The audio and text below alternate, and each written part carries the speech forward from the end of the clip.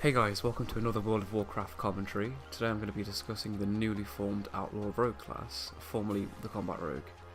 Now the class has had a complete overhaul and is now played very differently in compared to its former combat self.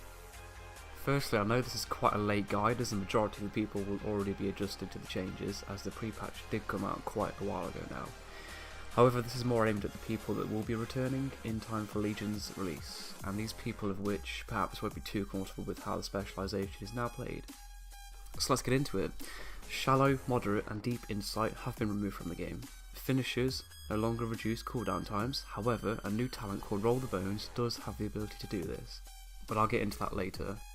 Sinister Strike has been changed to Saber Slash. Slice and Dice is now a talent. Killing Spree is now a talent. Revealing Strike has been removed. Pistol Shot is a ranged secondary combo point builder. Kidney Shot is replaced with a ranged stun called Between the Eyes. Evasion has been changed to Riposte. We now have no poisons. We need to use the artifact, so no weapon switching. Now our stat priority, and this is subject to change, is Versatility, Mastery, Crit and then Haste. However, I would currently say that the priority is Haste. These are some of the notable passive talents that you now have. Combat Potency, your offhand attacks have a chance to generate 15 energy. Fleet-footed, your movement speed is increased by 15% and you take reduced fall damage.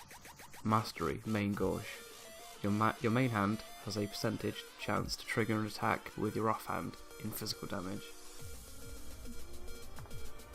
So in Legion, every class has their own set of artifact weapons, and the Outlaw Rogue's artifact weapons are the Cursed Dreadblades. These have a special and unique ability called the Curse of the Dreadblades. What this does is it invokes the Curse of the Dreadblades, causing each Saber Slash or Pistol Shot to completely fill your combo points.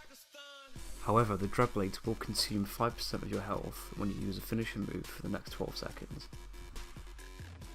Okay, so bringing it back to the Roll the Bones ability, this is quite unique and very special. So Roll the Bones uses 25 energy.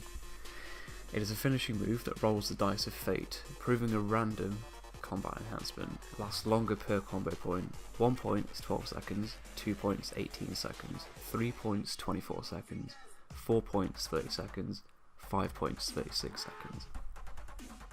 The combat enhancements that you could potentially get from Roll the Bones are as follows. Jolly Roger has a chance for Saber Slash to strike twice. Grand Melee increases auto attack speed for 40% and gives you Leech. Shark Infested Waters increases the critical strike chance for 40%. True Bearing reduces the cooldown of your abilities by 3 seconds per combo point spent. Buried Treasure, your base energy regeneration is increased by 40%. Broadsides, your combo point builders generate an additional combo point, so there are 6 potential buffs in total. Now Roll the Bones is a very unique ability as it is completely RNG based, so let's talk about percentages of getting certain buffs. You have a 67.5% chance of getting 1 buff, 23.1% chance of getting 2 buffs, and a 9.2% chance of getting all 6 buffs. However, these percentages may be inaccurate. I think the 9.2% chance to get all 6 buffs is significantly lower, personally. So the standard opener for an Outlaw Rogue would be as follows. Agility Pot, if you wish. Activate the Dreadblades artifact ability. Saber Slash. Slice and Dice, if you take it as a talent. If not, Roll the Bones. Use Adrenaline Rush. Saber Slash. Run Through. Saber Slash. And then Run Through. Next we'll talk about single target main priority. So, Slice and Dice needs to have 100% uptime. It is important. If you don't have Slice and Dice, use Roll the Bones, which I would recommend at the minute. Run Through at 5 combo points, or use it at 5 to 6 with Deeper Stratagem if you have that talent. Pistol Shot only when it gives free procs. This will glow and you'll be notified when that happens. Saber Slash as a filler combo point builder. Okay, so now let's talk about your defensive abilities. You have as follows. You have Cloak of Shadows, which mitigates 100% of magical damage. Feint, which is spammable. It gives you a 50% damage reduction of incoming AoE spells for 5 seconds. Next you have Riposte, which is 100% parry chance for 10 seconds. Each parry will deal an additional percentage of damage back at the attacker. After this, you have Cheat Death if you've chosen it. Now what this does is when fatal attacks reduce you to 7% of your max health, you then take 85% reduced damage for the next 3 seconds. Next we will discuss your CC abilities. You have Between the Eyes, which is a 5-point finisher, range stun for 5 seconds on a 20-second cooldown.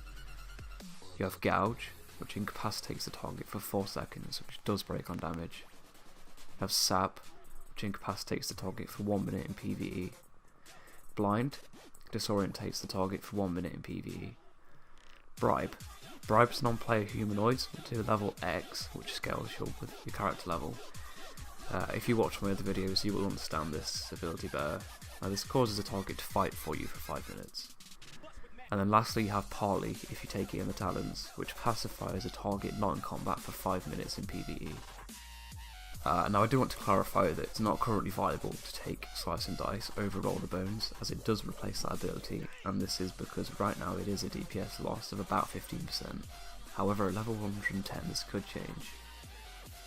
Okay guys, that about finishes the video for today. Hopefully all of you returning former combat rogues will have a slightly better understanding of the class changes. As always, thank you for watching.